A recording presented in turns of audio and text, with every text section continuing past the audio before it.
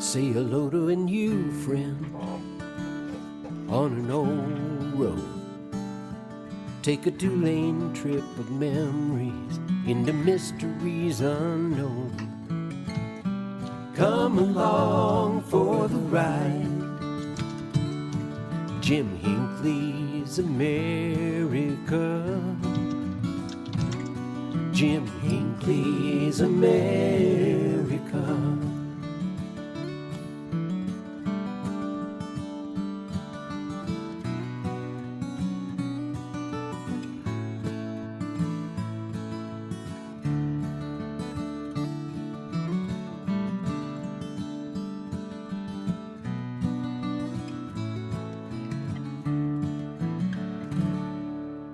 Hey, good morning, my friends. We got a great visit today with the dynamic and exciting John Paget. He's always got some great projects going. He's on the road with working on a new Route 66 centennial documentary. I guess he's in Texas this morning. Good morning, John. How are you today? I'm great. Good morning, Jim. Can you hear me? I sure can. I sure can. How are you doing? You're in Texas this morning? Yeah, we're in Amarillo. Just Uh, finished a day of shooting yesterday at, let's see, Cadillac Ranch and the Big Texan. And yeah, we're out going to be shooting today at Jericho Farm out east of Amarillo. yeah, And it's been going great. Yeah, Brady Wilson's with us this morning. He said he's heading out to meet you there in Jericho this morning. And the Schaefer's out there in Jericho, aren't those some fine folk? Just wonderful people. Yeah, it's amazing what they're doing too. and, um, they're really great to see kind of a new generation recovering this old ghost town and growing food out there. And they're doing great work, I think. And yesterday morning, we were also at the Midpoint Cafe. And what we're doing on this shoot is, in May and June, we traveled the entire route uh, from starting in the West from California all the way to Chicago and back, and primarily filming interviews with a lot of the people that rode. We have filmed now over 100 interviews uh, of people along Route 66, all doing incredible things. And I think that's appropriate given that it's the 100th year, the centennial. So this is going to be a film really that is narrated by the people of Route 66 in their own words. And now what we're doing, we're back on the road all of September and October, covering the entire route again from California to Chicago and back again. And now filming more of the B-roll, we call it B-roll footage, so the scenics and the action footage that kind of go with the interviews. So when we were through in the spring, we filmed Jericho Farm. They were planting, and now we hope to capture a lot of the bounty of the farm. And at midpoint, we were missing a shot of their triple meat burger.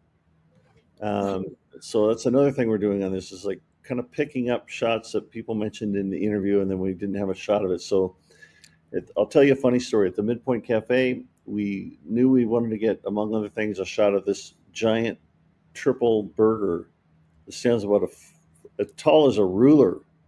It's like 12, and so we were going to get the shot. And we thought, well, what if we had somebody eating it? Well, Brady Wilson showed up, and he ended up being the perfect character to try eating this burger. And he actually was able to do it. And Brenda, the manager of the Midpoint, was pretty impressed. And she said, well, how did you do that? Most people eat that with a fork and knife, but Brady managed to pick it up and just chow right through it. So These are the things that you'll see in the film. This Brady would be perfect because your film is not just it's not just documenting the changes here, but it's going to be a time capsule for future generations. And people like Brady and Elizabeth Olwig, Reese Martin, this is the future of Route 66. So capturing them now for future generations, it's going to be quite a legacy. Yeah, I think that's a great point. I kind of didn't think about that. I think Brady is going to have a long future on Route 66, so people will get to see him from way back at some future point thanks to this film. I think Brady will have a long association with Route 66, provided he limits his intakes of 1.7 pounds of beef and giant burgers. Well, we won't mention chasing it down with a big slice of pie or anything. Oh, well, you got to have, when you go to the midpoint, you got to have pie. I think it's illegal not to. It's the unpardonable sin. Yes. John, I am so excited that you're taking on this because you have such a track record for quality products and not. I don't want to give you a big head so your hat don't fit, but you have a reputation for really taking people with you on these adventures and giving people a voice. And I think you're the perfect person. You and your wife are the perfect people to capture this moment in Route 66 history. Well, thanks for saying that. It's pretty ambitious and it's sometimes overwhelming to try to figure out how to capture this story, but we're doing our best. And when I did my Route 66 films 30 years ago, I think I had a sense of how to tell a story, but obviously now I've had 30 years to practice my craft, and I'm looking forward to deploying all of that I've learned in filmmaking, in the craft of filmmaking, coming back to tell the story now. So yeah, it's exciting. Well, you've had 30 years to practice and hone your craft, become more of a craftsman. And Route 66 has evolved and changed just dramatically in the last 30 years. The last 10 years have seen such a dramatic transition, good and bad, on Route 66. But ultimately, it comes down to the people. That's what gives Route 66 its magic. And that's another place where you've really excelled on this, is finding not just the old faces, but finding the new faces of Route 66. I think that's very important to tell this story. Yes. And it's a balance, right? Because when you're trying to do a film on the centennial of Route 66, you have to honor the legends. You have to honor the old timers that have, done yeoman's work and put in a lot of blood, sweat, and tears to save and restore and promote Route 66. But I think the goal of my film is to balance honoring the legacy of people who've dedicated their lives to preserving and promoting Route 66 while also profiling a kind of new wave of energy and heroes that really are the future. And we're doing it, and we're finding it, and I think the film will strike a nice balance and tie all of that together. I for one, am very excited, looking forward to the finished product, and I'm sure you and your wife are looking forward to the finished project, so you can like, I don't know, rest, relax, Yes. get off the road for a little bit. I mean, really what motivates me is our road show that we're already planning, and is really well planned at this stage. We have a lot of screening dates set. So in September and October and November of 2026, about a year from now, we're taking this film back and premiering it and showing it for the first time in the actual towns and communities along the road. So it's a chance to show these little towns their story and how it fits into the larger story of America. And it was important to us to premiere it for those places that are on Route 66 first. So they'll be the first to see it. And it's going to be, I think, a great time. And it's, to me, looking forward to that is what motivates me and keeps me going, and drives me, is that opportunity to show this film to those communities. So looking forward to that, because I think it'll be fun. It really will. Well, this is another thing. You're not only, like say, a craftsman, but you're doing what you love, and that comes through in you can see it. And I don't think a person could really successfully do what you're doing with this project if you didn't enjoy it. I just don't think it'd be possible. The burnout, the frustrations. I just don't think it would be enough to carry you if you didn't enjoy it. Well, absolutely. How can you not enjoy pie and giant cheeseburgers? Well, anybody who's seen me knows that I love pie and cobbler. I'm a real sucker for that. I'll tell you a place, since you're headed east, or Tulsa. On our last trip to Tulsa, we discovered this place in a little strip mall across from the Campbell Hotel, next to a Thai restaurant, massage parlor, and bail bondsman. Sweetie Pie's Amish Bakery and Kitchen. And I can't say enough good about that place. The food was just spectacular. I ended up filling the car with all kinds of fresh jams and jellies and all kinds of things. And it's right across from the Campbell Hotel on Route 66 there. And it's one I highly recommend for your pie fixation. Okay, duly noted. So Tulsa's about, I'm probably about, 5-6 hours east of Amarillo. We'll probably be there in 3 or 4 days, because we move kind of slow as we shoot along the way. All of which is to say, it might time out perfectly when you calculate the amount of pie that Brenda at this point boxed up and sent with us. We might be running out of pie slices just about the time we hit Tulsa, so that's perfect timing. As a bonus, like I say, it's across from the Campbell Hotel and the Oklahoma Route 66 Association headquarters, as Reese just mentioned. And they have such a beautiful mural on the side of that building now on the Oklahoma. And maybe I can give you a tip for your next travels. I don't know if this is a well-known spot among the Route 66 road trip fans or not, but the donut shop in Tucumcari. Do you know about that? I've heard of it, but I have not been there yet. Yes, there is a donut shop in a yellow building. It has a red sign on the building that just says donuts. It looked like it's just this cinder block structure that looks like it should be a guns and ammo store or something. But it's a donut store, and they open super early, which is important to me. When I was getting up in Tucumcari, when we were there for almost a week, shooting sunrises every morning in the summer, sunrise can be at like 5 a.m. And this place opens super early. The only place in town opens, I think they open at 4 or 5. So you get coffee and a donut if you're an early riser.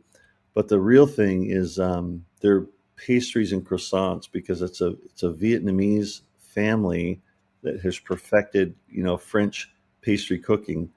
And it's the best croissants we've ever had anywhere, hands down. So it's a must stop to get their croissants. The fascinating thing with Route 66, and you're doing such, like I said, I'm so excited because you're capturing this.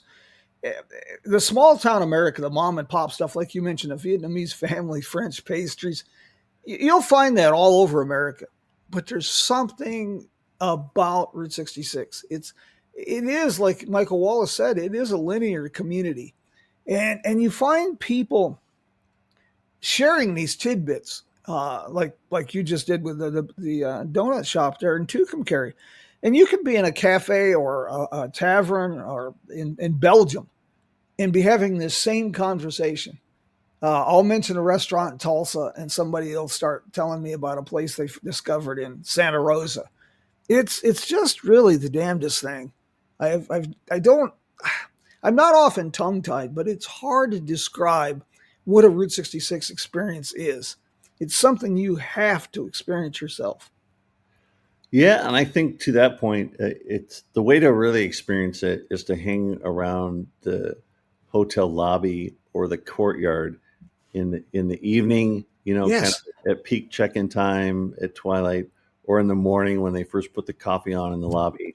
And a lot of these motels are owner operator, the person who runs it is right there. And but the point is that it's almost like during the day everyone's out traveling the road and it's dispersed. You may or may not run into different people traveling the road, but if you make it a point to just hang in the lobby for a few minutes for coffee in the morning or at night, they often light like a little campfire out in the courtyard, and that's where people kind of congregate. Yeah. And you have these great conversations from people all over America, people all over the world, and you compare notes and share stories. And for some reason, like you said, for some reason, it's on Route 66. People are just willing to engage and talk to strangers and have those conversations, and you just don't find that at the chain motel off the interstate. You don't even find it, even mom and pop places in Iowa or Nebraska. The owners are friendly. They're multi generational, or they're an older couple that's run it for 30 years. But the travelers are different. They stop, they go, they don't visit, they don't talk. But Route 66, there's just something about this highway that brings that out in people. And that's a throwback to when I was a kid. We'd stop at these motels when I was a kid. We'd play. They'd have some of them have a playground, and we'd be playing with some kids in Tucumcari, and 2 days later we'd be playing with the same kids in Lebanon, Missouri. And the families would be out doing things, patching tires, patching the tubes on their tires, and they'd be doing things, talking, visiting, and it's really refreshing to find that still. And I really think that that's a big reason for the Route 66 Renaissance. We live in a very cold and impersonal world, and this is real. It's tangible. It's warm, inviting. Yeah, there's real connection and conversation, and like you say, it happens throughout the day. You see a group of Dutch bikers when you're checking in the lobby, and then you walk over to Dill's Steakhouse down the street from the Roadrunner Lodge, and you're eating dinner, and in they walk, and you say, "Hey, good to see you again." You often do, like you said, see the same people at different stops along the way. John, this is kind of a probably hard to answer question, but this centennial project that you're involved with, of all the projects you've done, have you ever taken on a project like this of this scale and so diverse? Have you ever taken on anything like this? I don't think so. Trying to think. I mean, I've always tried to broaden the scope of the films I've done, documentaries, to make it a national story. Yeah. But I don't think. I think you're right. I think this is the biggest project I've done. I mean, when I did a couple things that I think about that are kind of a point of reference is what I did film on the definitive film on the competitive world of Elvis impersonators called Almost Elvis. And for that, I tried to find characters from all over the country. So I wanted, to really expand the geography and find Elvises in different locales, all the way from Maine to Vegas to the Midwest and up the Northwest, and Elvis impersonators of every ethnicity and age. And so that involved a lot of travel, and then kind of following them through the course of a year and into Memphis, where they competed at the Super Bowl of all Elvis contests. So that film, Almost Elvis, was sort of that kind of scope. But I think this is really the biggest expansive thing. It's 100 years and it's all across America. Yeah. First of all, dedicating yourself to documenting Elvis for a year or so would be pretty amazing. I was not aware that I'm not surprised now that you mention it, that there's a Super Bowl for Elvis impersonators. But boy, that's right up there. That's definitely kind of different, kind of bizarre. Yeah, and it's a little bit, to immerse yourself in that subculture is a little bit dangerous. I hate to look at photos of myself from that year because mysteriously I, for some reason, started growing these long sideburns, and I don't really remember deciding to do that. It just sort of happened. I don't, maybe it was just trying to blend in. But warning, well, Elvis. Funny thing is I originally got the idea. I don't know. I originally got the idea to do the Elvis documentary on Route 66 when we were shooting Route 66 Return to the Road with Martin Milner. We were going through Albuquerque, I think, and noticed that there was a concert, and we ended up going to it at a nightclub in Albuquerque, and it was Elvis, the Mexican Elvis. And we just thought that was so funny. I mean, I was kind of an Elvis fan, so we went and saw this Elvis perform in Albuquerque, and that was really where the first idea was born to do an Elvis impersonator documentary. So it all ties together. That conjures up incredible mind pictures. It really does. This is another thing, once you go down these rabbit holes, and Route 66 is, it's just a quirky place, and it is a quirky community. I've gotten involved with some of the craziest projects. To be brief, there's a real hard rock metal band from the Czech Republic, Doga, and just intense. And I was working with Jurassic, and they were doing a documentary, and they were doing free concerts. They wanted to do Route 66 roadhouses, and I'd set them up here in Kingman with the 1906 Sportsman Saloon downtown. Unfortunately, the manager was gone, apparently, and she had not. The owner had stepped out and hadn't told the manager. She just knew there was a live band, and boy, that was an evening and a half. The regular customers were quite surprised to find these kind of people in their saloon, and yeah, you have a lot of fun with this stuff. Yeah. You're doing this. People can kind of get involved and lend a little support too, because you do need some help with this on your Kickstarter program, right? Yes, we launched a Kickstarter. We've been able to find some generous sponsorships, and but we launched a Kickstarter to help raise some finishing funds for the film. I must confess that I'm not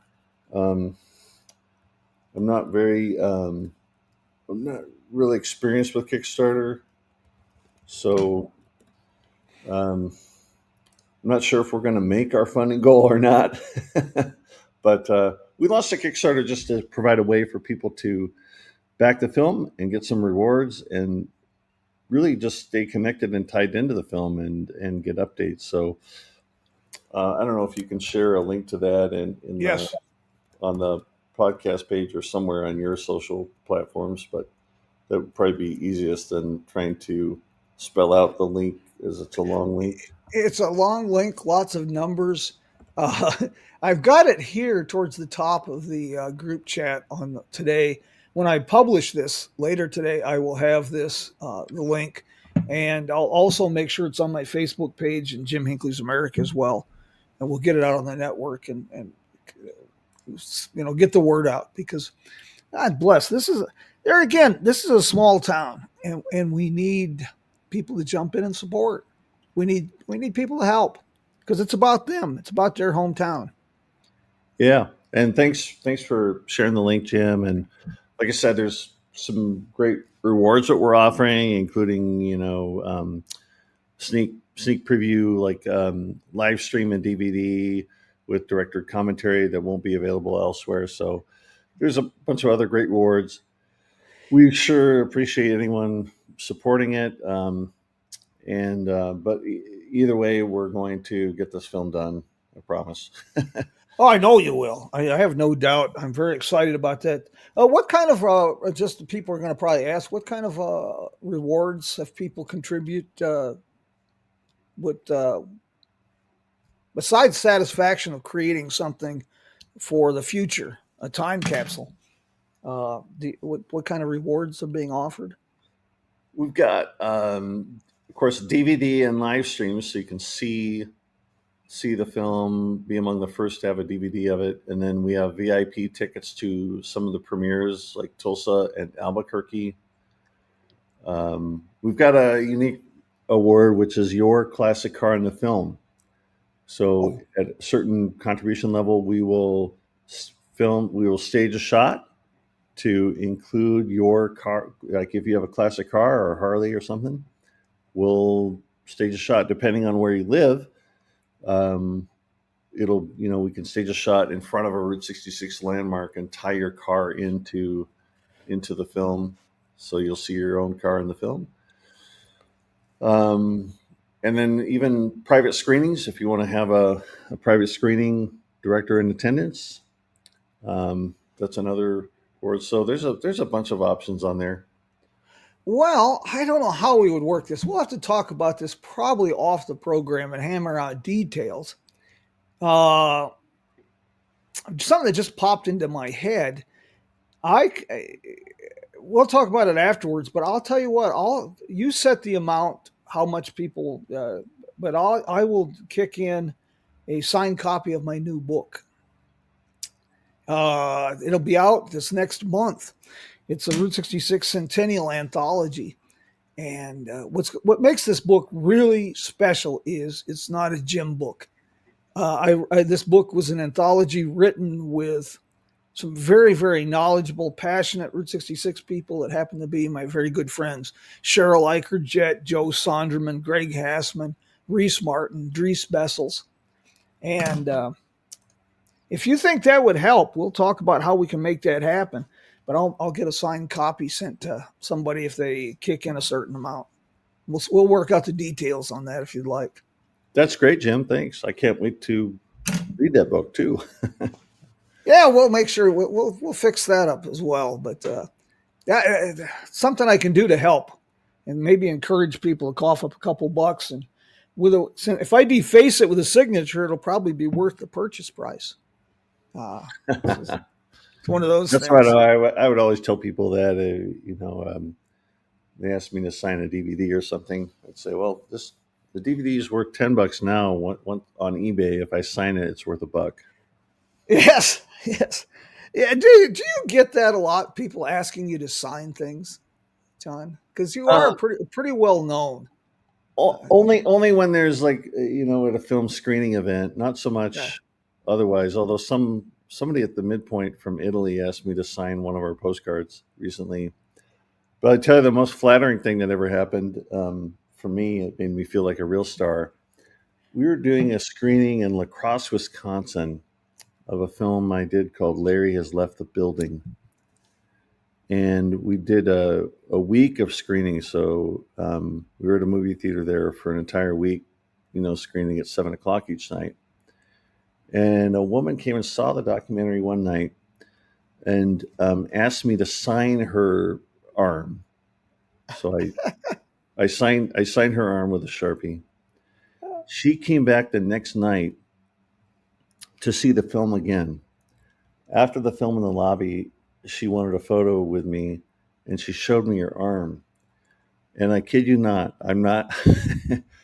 She had tattooed my signature, my autograph, where I had signed it. She had tattooed it.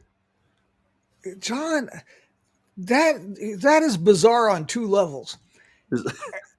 That is bizarre. First of all, that she would do that. And I had almost an identical situation some years ago when I was in Amsterdam. I was speaking, actually, it was Utrecht, Netherlands. I was at a trade and tourism fair, and a lady asked me to sign her chest, just below her neck. Oh, you got to be careful there, Jim. Yes, indeed. But she pulled the neckline of her T-shirt down and had me sign across below her neck. And she came back a couple of days later, and she had gotten it a tattoo. I was just totally shocked. So it's bizarre on a couple levels. First, that anybody would do that, and second, apparently it's something people do. Yeah. Wow. So we are in an elite company, I think. Oh my gosh. Have you had a chance to interview the tattoo man yet? Ron Jones? No. Tattoo man. He's kind of a fixture on Route 66. He drives a really wild custom painted 55 Chevy. And Joe in the road crew, Joe Lesh and the road crew, they actually did a song about the tattoo man of Route 66. And then he's quite well known. He has covered almost his entire body, top to bottom, with logos and neon signs, landmarks of Route 66. Just covered himself in tattoos of different places on Route 66. I'm not sure how to get a hold of Ron, if anybody knows how. He's out of Missouri, if I remember right. We'll see if we can find a way to put him in contact. Reese says he has a contact. Great. He might be a real interesting fella for you to get on film. He's him and his car both. Bartlesville, Oklahoma. Yes, Reese. I knew he was back there somewhere. But he's a very nice fella, very fascinating fella, and he'll liven things up quite a bit. He's literally quite colorful. I would love to meet him. Yeah, I think the camera would like him. Yeah, it would be definitely different. Thank you, Reese. Thank you very much. I couldn't remember. I thought it was around Missouri, but I couldn't remember exactly. If we can't find him, we'll just bring Brady into a tattoo parlor, and he'll have to stand in. We'll just tattoo him up with every landmark of Route 66. He's going to have to go a long ways. I don't know how many, but something like 100+ tattoos that Ron has accumulated. Wow. And landmarks all over 130, Reese says. Oh my gosh. Thank you, Reese, very, very much. I'll apologize. I wonder if there's anything missing that we could film him getting a tattoo of one more thing. That would be cool. I don't know. Reese, I'll apologize in advance to Ron. I couldn't remember exactly where he lived back there. Brady says, hell no, he's drawing the line here. He'll eat food. That's it. One of the things that Ron Jones did, you were talking about getting that tattoo with a gal on her arm. I've had a lot of awards and accolades in my years. But one of the most amazing, Ron Jones sent me a framed picture just below his arm towards his back. He got my Jim Hinckley's America logo tattooed on his, and he sent me a picture of it framed. And I thought, now I know I've made it. I know I made it big. Ron Jones has a tattoo. So we'll see if we can tie those two together. See if we can get you guys in touch. I think that'd be great. Another fella for you. Have you ever been up there around Uranus Fudge Company yet? We did. We just stopped through there. Yeah, that's hard. That's a hard one to. Yeah, Louis Keene is what I was going to say. Yeah, pretty colorful. That one. I mean, it had us cracking up like for miles. Yeah, especially when we went to the website, and you know how most websites have a search this site, Yeah. function like in a little search tab. Well, if you go to the Uranus Fudge Factory or whatever, the town of Uranus website, they don't have a search tab. Instead, it's a tab that says Probe Uranus. Yes. It's such juvenile humor. I mean, it is. If you're easily offended by juvenile humor, don't stop. But but if you're like a lot of us that still have never outgrown that, you got to go there. You just got to go there. And if you, Louis himself is just boy, he is a character. Yeah. Cheryl. Leave your sophistication at the door, and you'll have a good time. Yes, indeed. I love it when you leave and everybody yells, "Thank you for picking Uranus." It's just you can't help but laugh. Cheryl Jett says that if we work out the book donation deal for a fundraising perk, she's got a book coming out in March that she'll donate. Oh, great! Thanks, Cheryl. We'll get you across the finish line on that. Most definitely. So after you're heading for Jericho, which should have a good day for it, what's next after Jericho?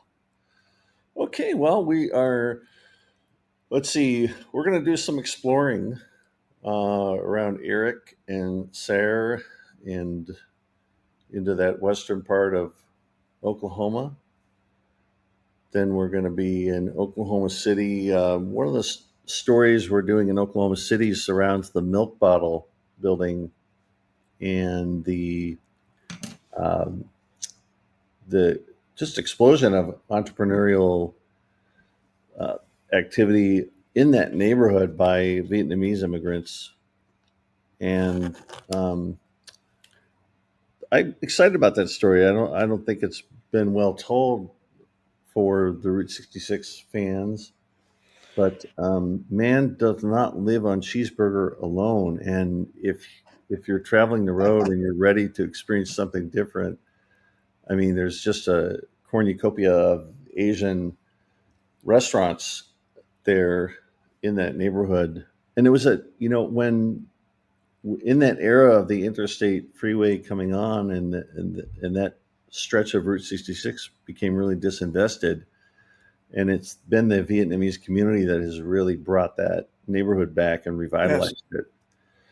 And again, that famous milk bottle landmark is right in the heart of it. So it's a great story.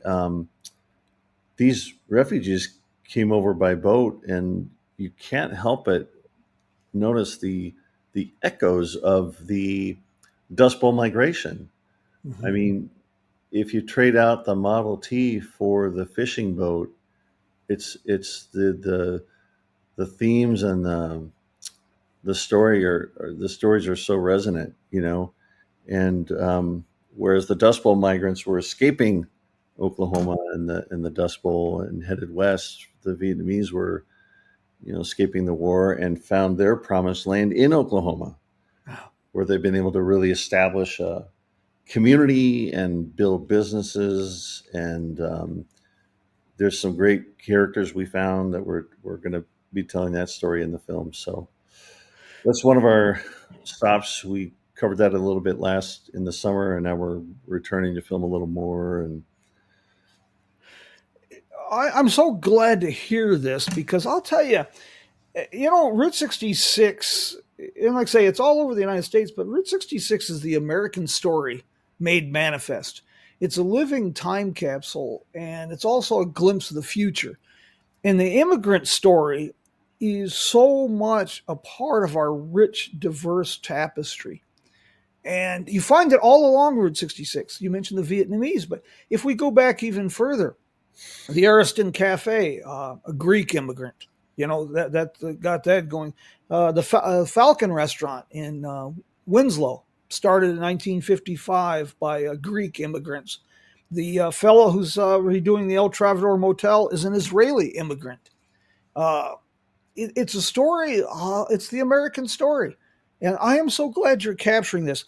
I don't think the story of immigrants, past, present, has been told enough. and how it's contributing to the Route 66 story, or Native Americans. I think they've both been largely absent from the story. I'm glad you brought that up, because a couple of the stories in New Mexico that we're telling that I learned that I didn't know. One is that the Gallup Intertribal Ceremonial has been going on. It's an annual event, all tribe convergence, powwow that has been going. I think this year was the 103rd annual, so they're older than Route 66, and it happens right along Route 66, and part of it is a parade where they process and dance down Main Street in Gallup, right down Route 66, and then down Cole Street in downtown Gallup. And they do the parade twice. They do an evening parade at twilight, and then they do a morning parade. Just incredible. And we were, in the course of interviewing the folks that participate and put that on, we learned that originally their annual ceremonial dance grounds were on the current path of Interstate 40. And when they put Interstate 40 in, that destroyed and forced them to move their historic ceremonial powwow grounds. So the present location is where they do it now, which we filmed is where they had to move after the interstate went through. Now, this is a story that sort of echoes the stories that we know, like the stories of Seligman's and how towns had to adapt and with the interstate bypass, but it's a little twist on it. It's a little different, but it's something that I think that it's a new angle on the Route 66 story. Well, Likewise in Acoma, which were famous for their pottery, they used to sell their pottery in all the little trading posts along that stretch of Route 66, like Budville, Cubero, and San Fidel. And you can see the state now, a lot of those trading posts, with the exception of the Villa de Cubero, those trading posts, that stretch of Route 66 is lined with the ruins of trading posts, which meant, that they lost all those places. The Acoma lost all the places to sell their pottery, and it impacted them. So the impact of the freeway and the loss of Route 66 extends beyond just the stories like Seligman of being bypassed, and it had other impacts and effects too that all go together and tell a bigger story. Yeah, so that's that. I'm very, very excited you're doing this, because those are two chapters that are overlooked. Gallup in western New Mexico, the Native American ties in a culture there on that section of Route 66. There's so much in Gallup. There's another place, the Richardson Trading Company. This is a trading post, but it's not the touristy kind. It's an original, one family owned trading post that opened in 1913. And there's just so much. You mentioned Acoma. If I remember correctly, that's one of the oldest continuously inhabited communities in the United States, something like 900 years. Yeah, they date it to about 1100. So it's a fascinating village and city on this mesa, and it kind of provides a really intriguing context for the Route 66 story. We're celebrating the centennial of Route 66 at the same time that this community right along Route 66 has been there 1,000 years and has been able to survive and been resilient across all that time. And just a very special story that we're honored to be able to film. They don't grant many film permits into Acoma, but we were able to interview the governor and spend some time filming there this past week. Maybe back to do a little more, but very excited about that story.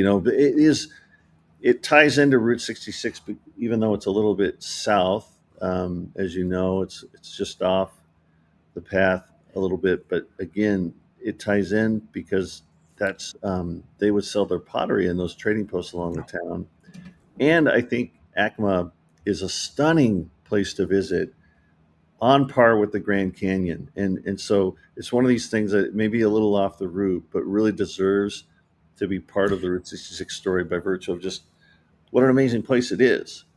So It's I think not. we've talked about that before, that there are places that are not directly right on the edge of Route 66, but are still part of it, part of the story, right? Yes, and Acoma's not that far off. Another one in that part of the country that really is deep into the Route 66 story. It's prehistory, if you will. Is El Morro. Just I think it's on Highway 54, just 20 miles, 15, 20 miles south of Gallup. There's pre-Columbian ruins of a village up on the mesa. Down at the base, there's an artesian spring, and literally for centuries, travelers have carved their names. And you can find the names of Spanish explorers from the 16th century. You can find Native American petroglyphs. You can find the names of Lieutenant Edward Fitzgerald Beale and people involved with him on the Beale Wagon Road, which was predecessor for the railroad and Route 66, National Old Trails Road, all carved into the face of this cliff at the base by the springs. Pretty amazing. Wow. John, this is another, like I say, this is another thing that excites me and why I feel that you and your wife are the perfect people to do this. You have an inquisitive nature, so you're moving beyond just doing this the easy way, talking to Angel Delgadillo and filming the Blue Swallow Motel, and those are important. They're very important to the story, but it takes a little something else to go deeper, to really show how multifaceted the Route 66 story is. I agree. Yeah. And, it's, I also rely on you and Reese and Brady and many, many others who are, have their fingers on the pulse of all those kinds of developments. So I've got a lot of help to identify those kind of emerging and next generation stories that we're trying to capture.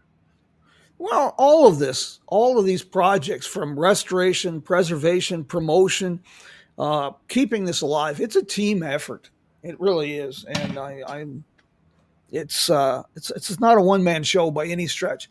The whole reason we're even having this conversation today is because of the cooperative partnerships that Cyrus Avery and his crew put together with the U.S. Highway 66 Association.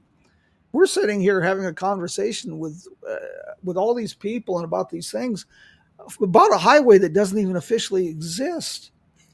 And it's because these guys were so well at building those cooperative partnerships. And that's key to what you're doing, what I'm doing, what Reese is doing. It's how we do this. Build that sense of community.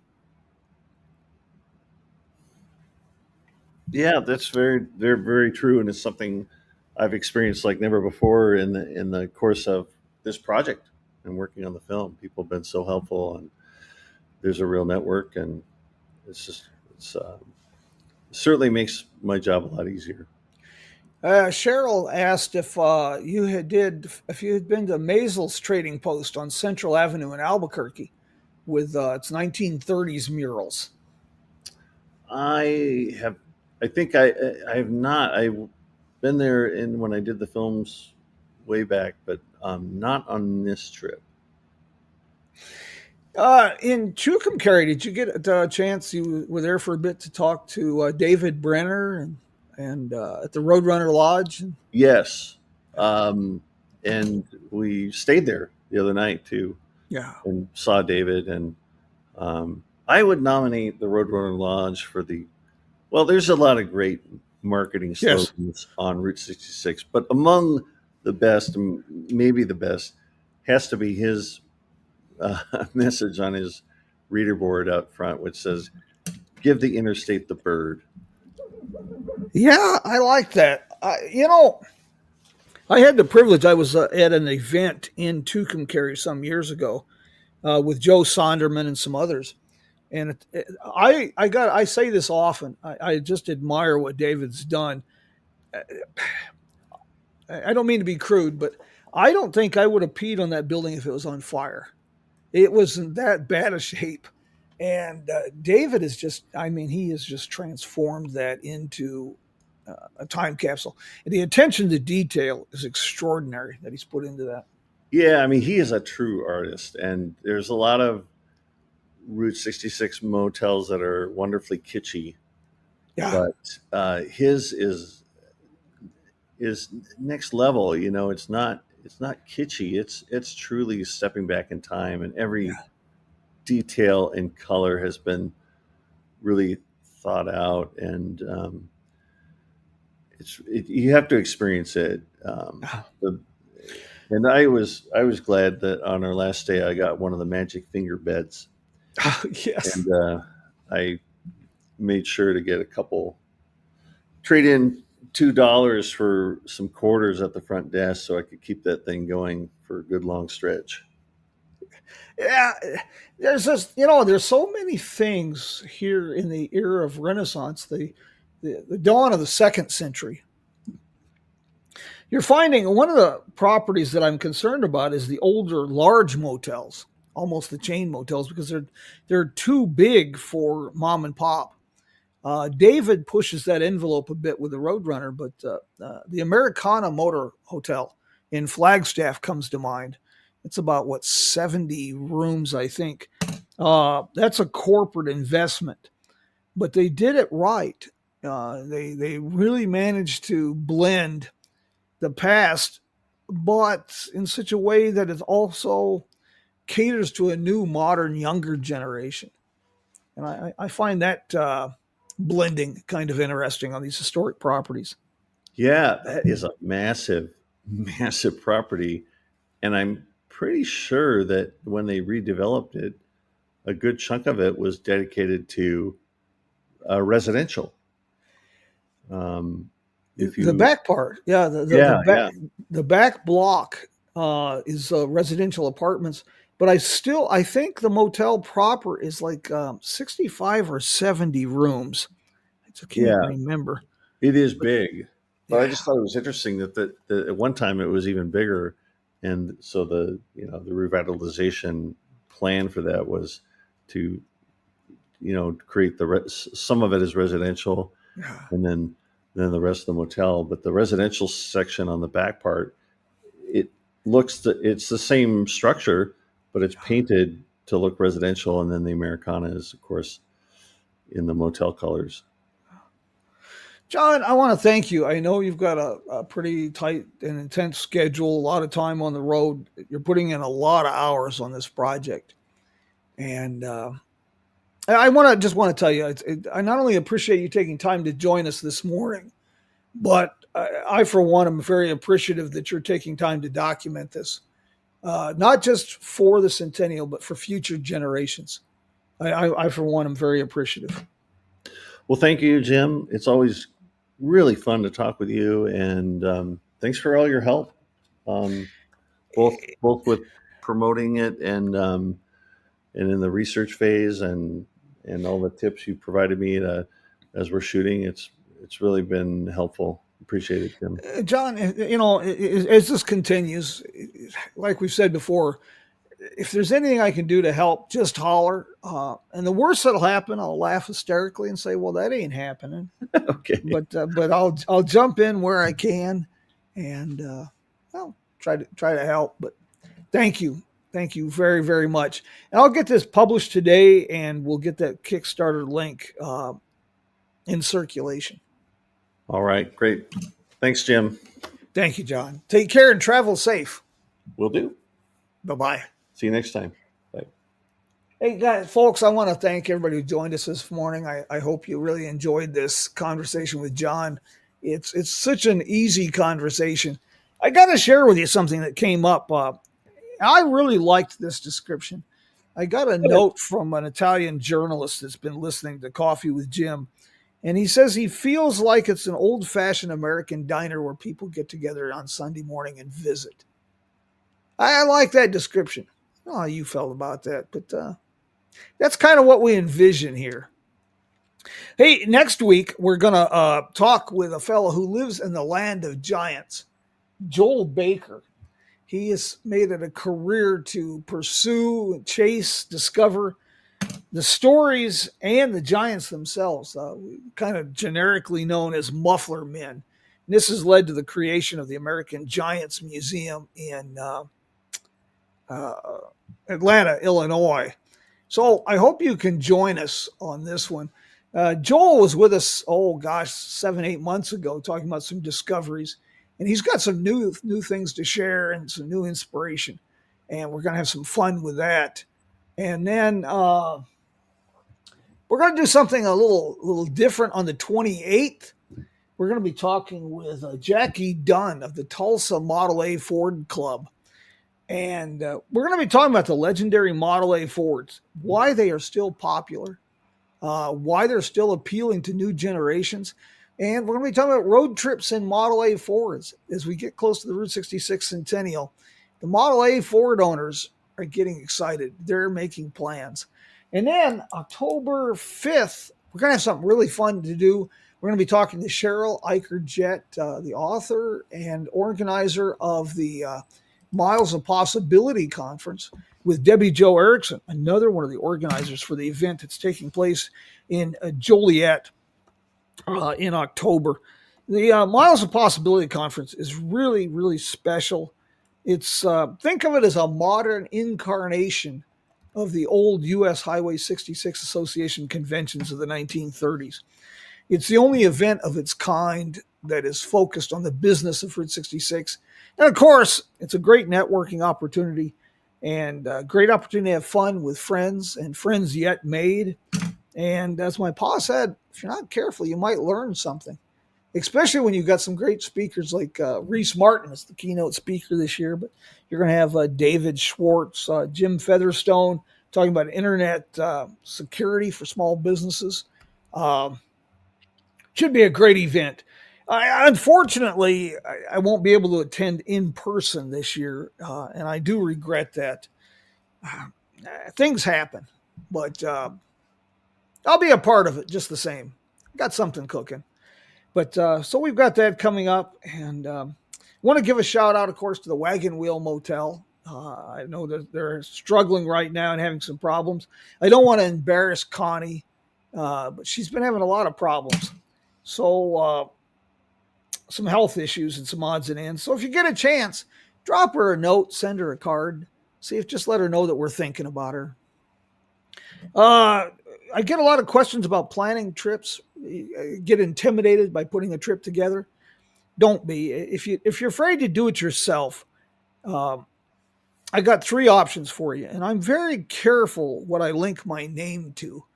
But I've got 3 companies specifically that I work with that mirror my passion, my vision, and my mission. And Austin Coop's 2-Lane America, fantastic job. Coach tours or caravan type tours on Route 66. But he does some other great ones. He's got a tour through the Midwest, all the automotive museums in the Midwest, New England Fall Colors Tour. First rate, Chantal and Steven at Route Trip USA. They're like us. They taste the enchiladas and test the pillows before they send you out on the road. Their specialty is bespoke holiday trips in the United States or Canada, rail or car. And they're really good. Great folks. And they hire a range of consultants to help put together custom tours that are top notch. I'm proud to be one of those consultants, by the way. And you can even add into your tour of Route 66 an evening with me, dinner, answering your questions, as well as a walking tour downtown Kingman. And then Sam down at Gilligan's Route 66 Tours. He's created, he has a caravan tour that's extremely well done, but he's also developed a self-drive Route 66 tour. It's pretty extraordinary. Through the use of technology, he's been able to create a tour It's all as close as you're going to get to having a virtual tour guide in your car. Somebody who can tell you where to go and knows where everything's at. It's a lot of fun. He also does kind of a heartland tour, a Mississippi River tour from Minneapolis to New Orleans, caravan tour. And so I can highly, highly recommend that. And if you're looking for other time capsules, David Brenner, we mentioned the Roadrunner Lodge, has the 1960s covered pretty well without giving up the modern amenities. And McLean, Texas, another great one there. Angela Moreland has done a fantastic job with a little 1950s gym, the Cactus Inn Motel. And as a bonus, the Red River Steakhouse is right next door. So that's a good stop. And I want to give a shout out to a good friend and who's a new supporter of what we're doing here.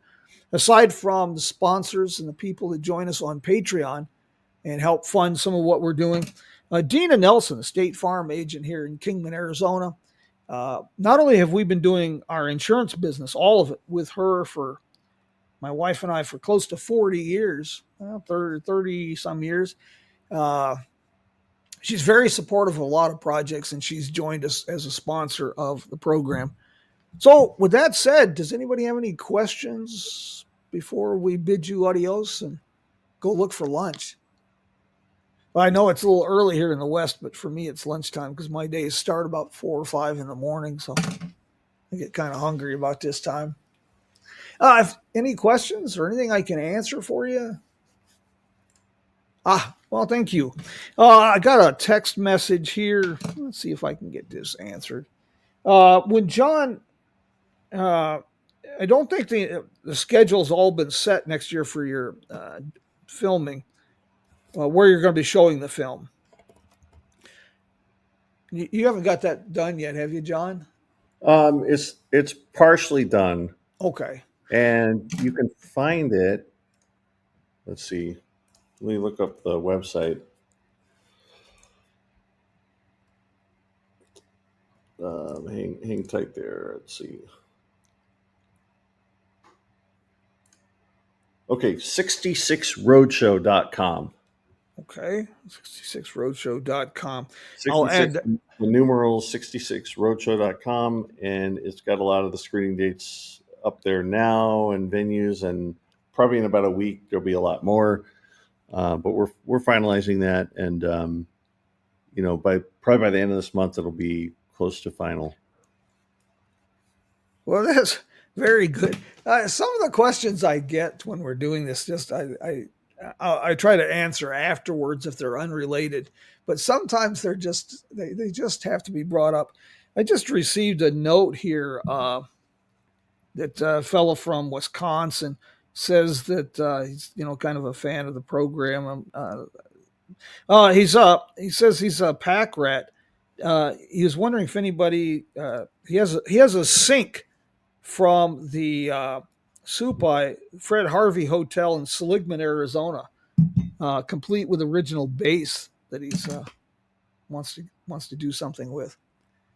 Strange as that may be, odd how these things turn up in different places, folks. That's totally unrelated, but I had to share that. That's bizarre. My friends, I want to thank everybody who joined us today, and invite your friends. We'll do this again next week, and this is never just. It's not about me. This is a shared adventure. We try to share America's story and tell people where to go. That's what this is all about, and give people a little bit of inspiration for a road trip. If you miss the live programs and can't be a part of it, well, that's okay. We'll miss you. But we are now available on Apple Podcasts, Spotify, other platforms.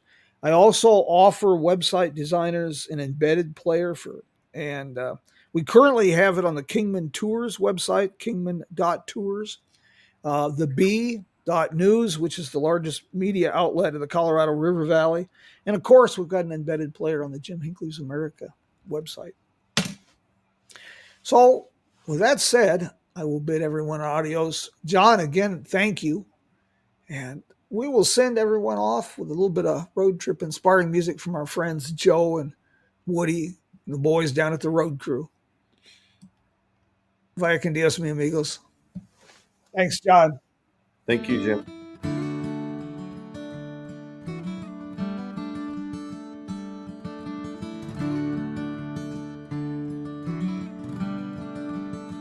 Say hello to a new friend on an old road. Take a 2-lane trip of memories into mysteries unknown. Come along for the ride. Jim Hinckley's America. Jim Hinckley's America.